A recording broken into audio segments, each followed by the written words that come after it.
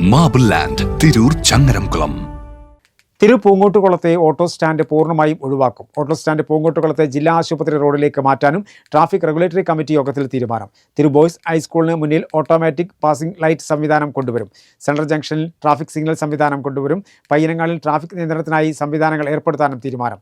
നഗരസഭാ ചെയർപേഴ്സൺ കേടത്തിൽ ഇബ്രാഹിം ഹാജി അധ്യക്ഷത വഹിച്ചു.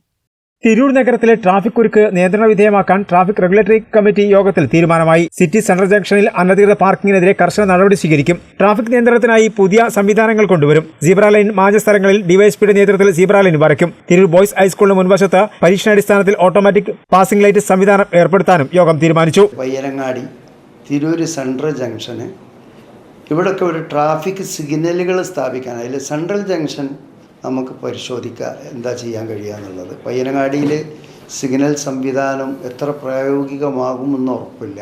തിരൂർ നമ്മളെ പട്ടണത്തിലെ സീബ്ര ലൈൻ മാഞ്ഞു പോയ കുറേ ഭാഗങ്ങളുണ്ട്.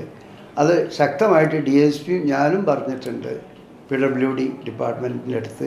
അത് പുതുതായി സ്ഥാപിക്കുന്നത് വേണ്ട എല്ലാ നടപടിയും അടിയന്തരമായി എടുക്കണം. പ്രത്യേകിച്ച് സ്കൂളിൽ ഇപ്പോൾ ഇന്ന് പ്രവേശനോത്സവമൊക്കെ കഴിഞ്ഞാണ്, സ്കൂളൊക്കെ തുറന്നാണ്. അത് അടിയന്തരമായി സ്ഥാപിക്കണം.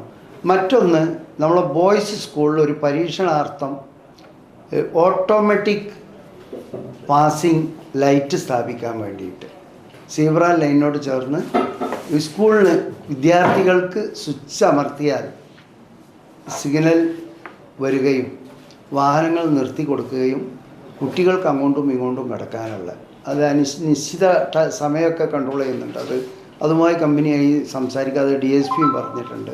അങ്ങനെ ഒന്ന് അത് പരീക്ഷണാർത്ഥം നമ്മുടെ ബോയ്സ് സ്കൂളിൻ്റെ മുന്നിൽ സ്ഥാപിക്കാനാണ് തീരുമാനിച്ചിട്ടുള്ളത്. നഗരസഭാ ചെയർപേഴ്സൺ കേടത്തിൽ ഇബ്രാഹിം ഹാജി, തിരൂർ DYSP സിദ്ദീഖ്, AVമാരായ Praveen KC Madhu, traffic SI Biju Joseph, Tirur SHO Anil T Meppally, roads bridges ഉദ്യോഗസ്ഥന്മാർ തുടങ്ങിയവർ യോഗത്തിൽ സംബന്ധിച്ചു.